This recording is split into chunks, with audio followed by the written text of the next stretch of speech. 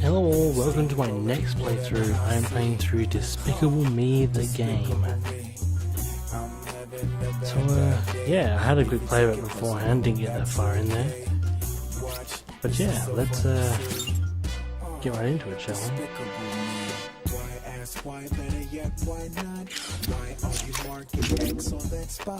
Single player. I didn't realize there's in the multiplayer aspect of this game. I don't know what you would do in multiplayer, but oh well. Minions, assemble! Settle down, everyone. I have an announcement to make. Remember when I told you that we are going to pull off the most amazing heist of all time by stealing the moon? Yeah! Right! And that all I had to do was get a bank loan to build a rocket and we were all set? Yeah, well, that didn't work out so good. Yeah! Mr. Perkins at the Bank of Evil says we have to start paying instead of borrowing, or else he will do unpleasant things to me. Back to the bank. Gubba-doo, Perkins. I heard that, Tim. Anyway, I have decided that none of that matters. Out there in the world are plenty of rocket parts. All we have to do is find them and take them for ourselves. Right! Before Vector can build his rocket and get there first. Yes, unfortunately, a new villain, Vector. He also, it seems, wants the moon, so we're kind of in a race to get there, all right? Don't worry, we are much, much smarter than Vector. Trust me. Really, Dr. Navario has assured me that he can, if we get all the parts, build the rocket. After that, the moon belongs to the #1 master villain in the world and his awesome team of minions. That's us.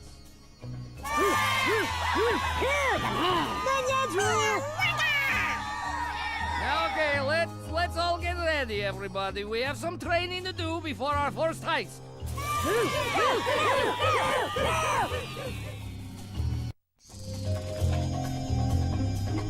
Okay, so onto the training level. So I did the training level beforehand, so it won't be too hard to go through, but you just can't skip this stuff. So let's go right into it, shall we?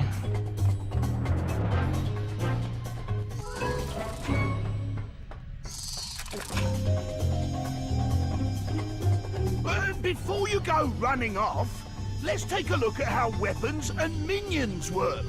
First, there's the air gun.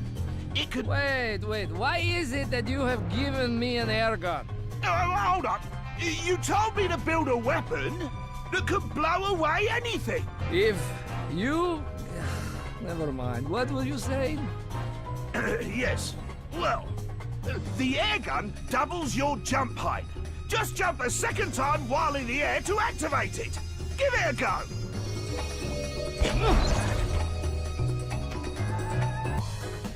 The air gun can indeed blow away some enemies. Why not try it out on this fella? Enemies that run away can't hurt you. And attacking things that can't hurt you is, well, despicable. Doing things like that increases your level of despicableness. Your despicable rating, if you will. We'll talk more about that later. Okie dokie. Your trusty freeze ray can do lots of cool stuff. For instance, you can blast these hot platform thingies and make them safe to jump on. If the ice starts melting, you can refreeze the platform, but you have to be quick.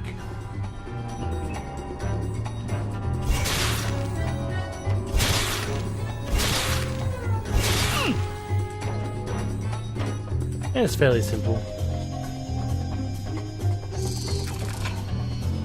These moving platform doohickey thingamajigs also freeze. They stay still when you shoot them. Yeah, I don't need these here. I've tried it before. It's so much easier just to do this. Just a waste of time to freeze those things.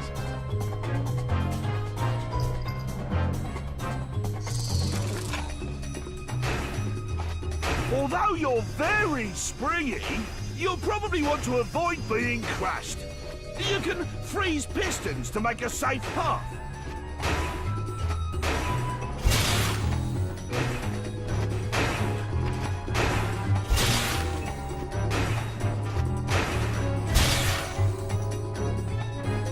Fairly simple.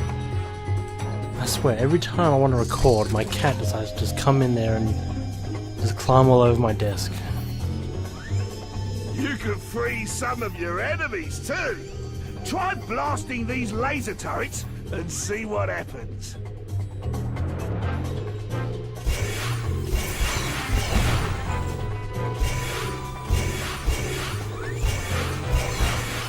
Now, every enemy can be defeated by at least one of your weapons. Oh, I always forget which is which. You'll just have to experiment. But experimenting is fun.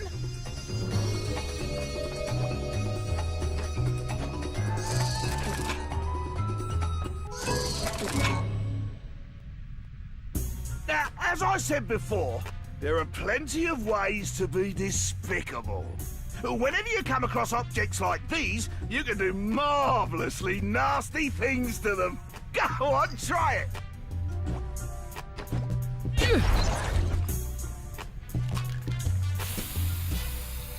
I'm so despicable, I can't stand it.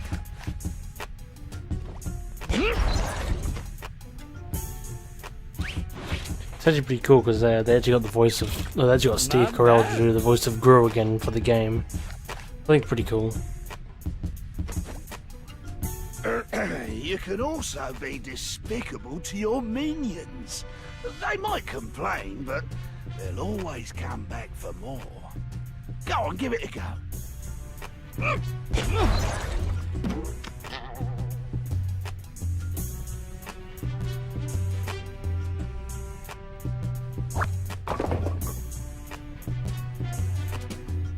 You get rewards and bonuses for being despicable, so you might as well have some fun with it.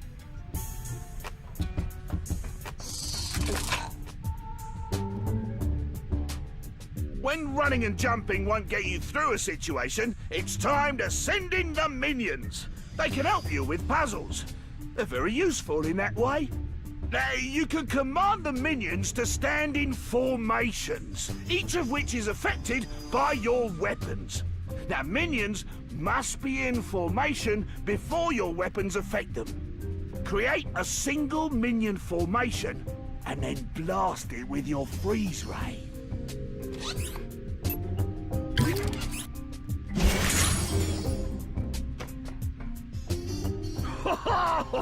That was fun, but it can be useful too. Now, some buttons, like that yellow one, stay down when pressed. Go ahead, step on it.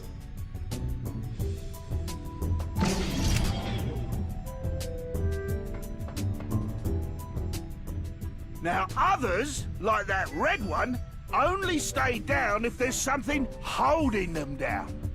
Order a minion onto the button and make an ice block, like you did before.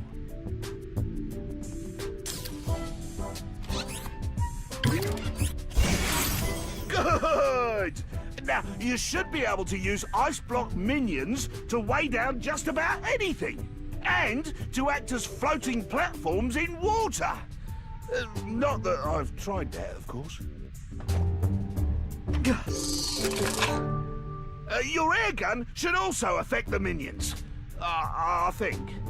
Order a single minion to stand directly below the button on the ceiling, and then hit him with the air gun. Yeah, some of the combinations are really strange.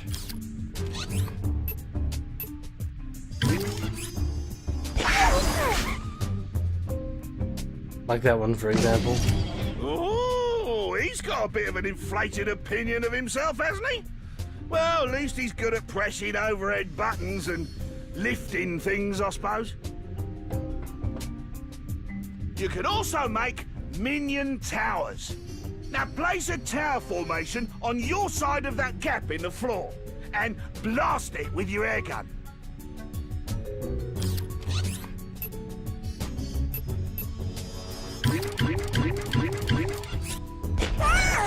You can use a minion bridge to cross gaps, to support other formations, and to catch falling objects. Now, let's try the circle formation. Set up a circle formation and then hit it with the air gun. Now this one is just completely idiotic and weird.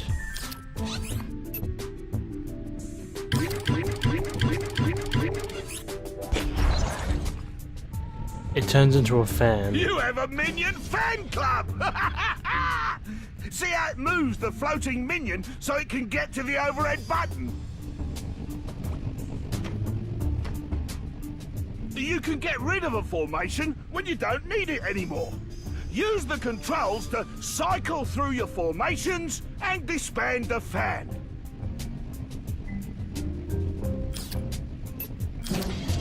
Good! When you don't have enough minions to make new formations, you can just get rid of formations you don't need anymore to free some up. Well, don't just stand there. Get going! I wonder what would happen if you used the freeze ray and the air gun together. Shouldn't be too dangerous. Let's give it a go. Let's see. Why not try operating that button there using ice and wind? So make an ice block and then blast it with the air gun.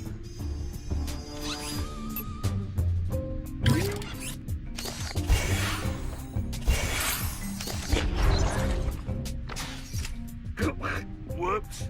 I wondered where I put that thing. Well, no matter. Let's see if we can get it out of your way. Make a circle formation and freeze it with the freeze ray. Then blast the ice ball with the air gun to roll it into the statue.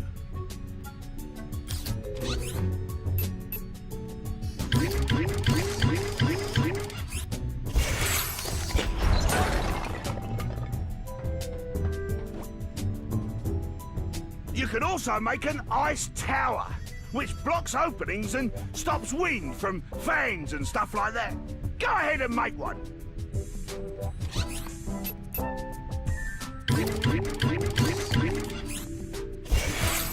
Now, let's see what the air gun does to it. Well, that wasn't very useful, was it? Not really, no. Ahead of you is a puzzle map pickup.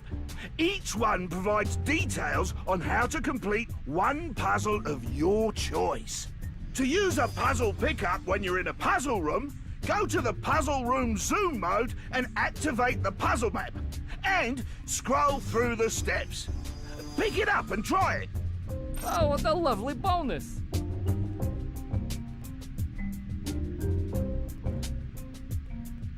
All right, well, that was a freebie.